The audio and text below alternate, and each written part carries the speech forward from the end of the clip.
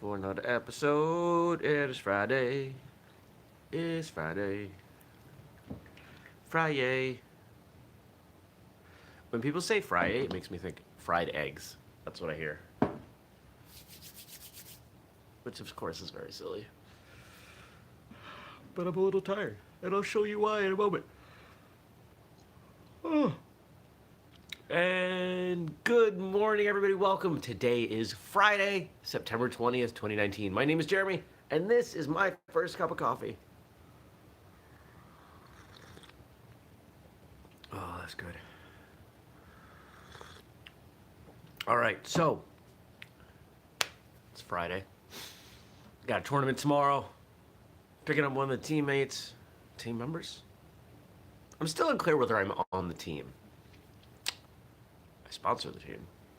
I help manage the team. I help coach the team. Twice I competed with a team uniform. You know what? I can be on the team if I want. We'll say teammate. So one of my teammates, I'm going to grab him tonight, actually probably this afternoon. Justin, if you're watching, I'm going to message you. But was up late with my friend Joey, as we'll say we, but he did most of the work. Oh, don't spill the coffee. Doing that. It's a hole. It's a hole that's going to be a sliding glass door soon. Like later today. Super exciting. I want to give a shout out to the people at Home Depot in Williston for being cool. And I want to give the opposite of whatever that is to Home Depot corporate for necessitating people at the local store to be cool. We're not going to go into the details, but let's just say that it's a good thing Joey and I are strong, because we had to hoist what's got to be a 400 or 500 pound patio door off of a truck and carry it. So, yeah, it was challenging. Now, it's Friday, so what does Friday mean? Friday means typically that I am taking a lighter day, don't have quite as much going on, but that's not what today is. So yesterday I took, without plan, no, not true. Went for a hike yesterday. It was great. Follow me on Instagram. You saw some pictures. And was planning on doing a couple hours of work when I came back. It was all going to work out for that. But guess what? It didn't work out for that because of Home Depot. So we'll just leave it at that. So I got virtually nothing done yesterday. Nothing business-wise. Still a great day. Came back, worked on this. When did Joey leave? A little after 10. Apologies to my neighbors. And so today, I got to catch up. There's a lot to do today. Some marketing stuff, some email stuff. But I have faith. It's going to get done. It's going to happen. We got this.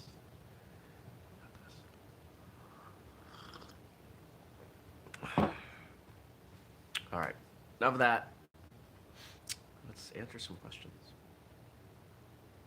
Please explain the difference between mobility and flexibility. And we talked about this a little bit on yesterday's show, where I mentioned there's a difference. Flexibility is the ability to move through a range of motion. Mobility is the ability to use that range of motion. For example, there are people who you could take their leg and lift it up, touch their knee to their forehead, but they can't kick above their chest. That's the difference. Flexibility, but not having mobility through that range of motion. You do need flexibility first, but the bigger the disconnect between flexibility through a range of motion and mobility, the greater the chance for injury. And that actually works both ways, because it is possible to force your leg through a range of motion that you really don't have flexibility in. You can use power to push that in range of motion, and that's going to result in injury most likely. So, this is why the two are different. This is why I dislike static stretching. This is one of the many reasons I dislike static stretching. Dynamic or ballistic stretching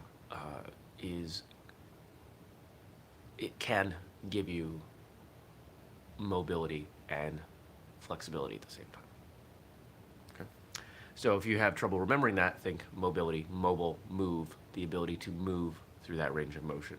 Not to be moved, to flex.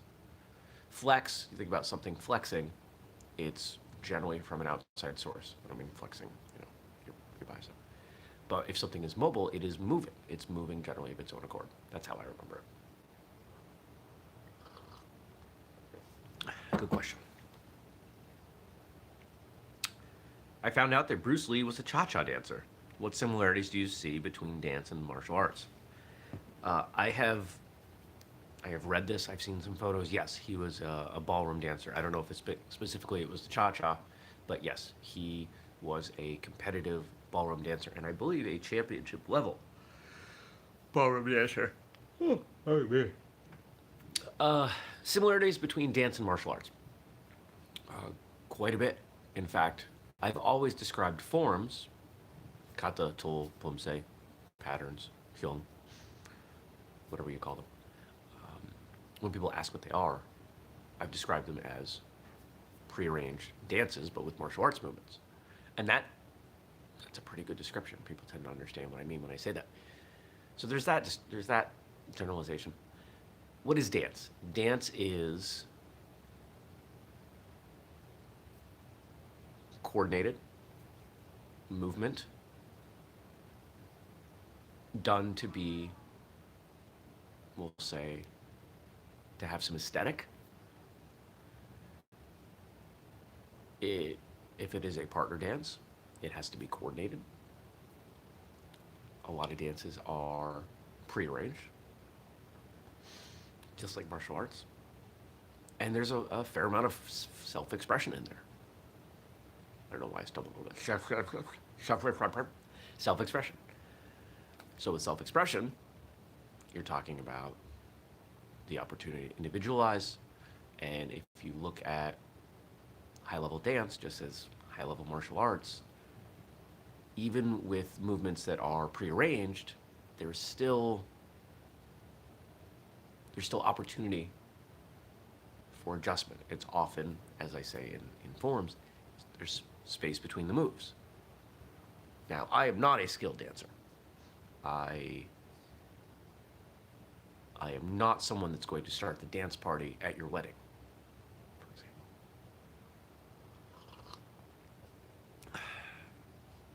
But I'm also not the last person to get out on the dance floor. I like to dance.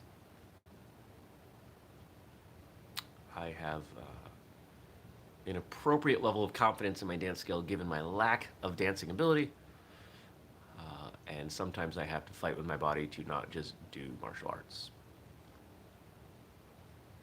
Although, if the DJ puts on Kung Fu Fighting, I can kind of do both. I've done it.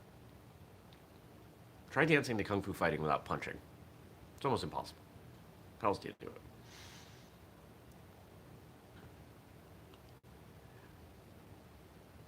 As I've gotten older, I've become a big fan of we'll call it cross-training, so where everyone uses, but doing different things.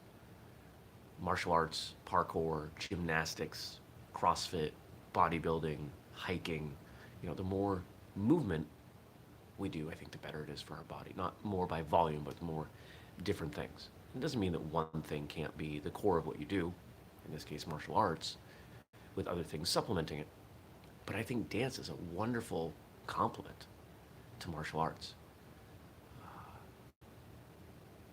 If I could go back in time and talk to young me, I would try to find a way that I could do gymnastics and some type of dance. There are a lot of things in dance, especially something like ballet, that translate directly to martial arts. The ability to have both flexibility and mobility through tremendous ranges of motion and strength through those ranges of motion. Look at a ballet dancer's legs. They're phenomenal. Incredibly strong. And they can pick their foot up. They can put it anywhere they want, slowly. If they can do it slowly, there's strength there. Doesn't mean you can't work that stuff now, but I think you know what I mean. I think dance is great. I think there's a lot of synergy there. Oh, there's good coffee. Still the Starbucks coffee I bought the other day. Do I have any knives in my blade collection? If so, which is my favorite? What do I have handy? I did not prepare.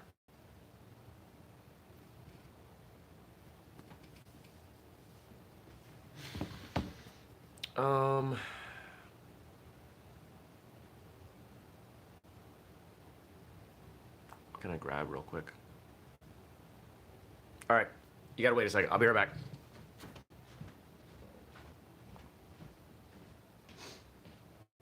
Oh, I'll show you this one.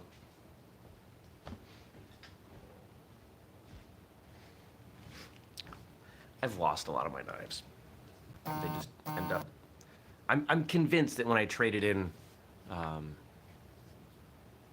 my last 4Runner in 2017, my first 4Runner, that there were knives in that car that I just could not find. I looked, pulled the seats. I swear they were in there because I don't know where else they were. This is an interesting knife. Got a little bit of gook on it, but all right. So I have knives scattered around the house because knives are really handy, not just for self-defense, but you can cut things with them, and that's handy. So this is a Mora Knife 2, right? Mora Knife 2. Doesn't say on it. I'm pretty sure it's a Mora Knife 2. So this is a Swedish blade, and what's interesting about this is how sharp this edge is. It's a carbon steel edge, and it's like a $15 or $20 knife. It is an amazingly inexpensive knife, and what's kind of neat about the Mora Knife line or factory is that they make really, really nice blades for really, really cheap. And then, I mean, your handle isn't anything fancy. It's just a simple wood handle. But there's this whole aftermarket and kind of hobby community around building better handles for these knives. And that's something I considered doing at one point, but I just it's not something I'm going to put the time into. I like knives, and it's something I could do. I've got the tools to do it. But, if you're a blade guy person, let's be honest, you may see some discoloration in there. The blade was getting some rust. I've had this for a while, and so I put some rust treatment on it. It doesn't affect the blade, just affects the color. Yeah, I've pretty much stopped buying nice knives because my propensity to lose them. I try to buy cheaper knives. I really like knives. My Amazon cart is usually about half knives. And then I'll go through and just delete them all and kind of start again. It's like playing Pokemon Go. I just sit there and I'm bored and I look at knives and add them to my cart. Say, yay, I found them all, and then I delete them. I'm kind of tired. So those are our questions for today. I will do my best to remember to show you more knives on Monday. Yeah. So, this weekend, what else is going on this weekend? There's competition in Bellows Falls, Vermont, Bellows Falls Union High School. If you're around, come check it out. Come say hi to me. Come see the team. What else? Finishing up that project. I'll do a before and after on social media. Oh, and here's one more thing to share. So starting the first Tuesday of every month, starting October 1st and continuing the first Tuesday of every month, we will have Whistlekick Martial Arts Radio live on Facebook Live. It's something that we've been chewing on for months. Finally have a format, have some help. Thank you, Gabe. and we're going to be doing giveaways. We're going to be doing Q&A. We're going to be doing a lot of different stuff. It's going to be fun. If you've watched episode 2, 3, or 400, it'll be similar to that, but in a shorter 1-hour time format, and we'll see what happens. So, got a lot of ideas. Giveaways, discounts. It'll be a good time. I will probably not do it from this couch. I'm going to try and do it from somewhere different. I don't know where that'll be, but we'll figure it out. Because that's what we do. We'll figure stuff out. Homework coming in a moment. Don't forget, subscribe, turn on notifications, because we do this show every weekday morning, 6:30 a.m. Eastern, right here on YouTube. You can catch it later at firstcupwithjeremy.com or in your podcast app when I get around to uploading the files. Watch it on YouTube. If you want to ask me a question, drop it below. I will answer it tomorrow. Or if you really want to, you can email me, jeremy@whistlekick.com. Send me your questions, send me your feedback. All are fine. Now, for your homework. We talked about dance.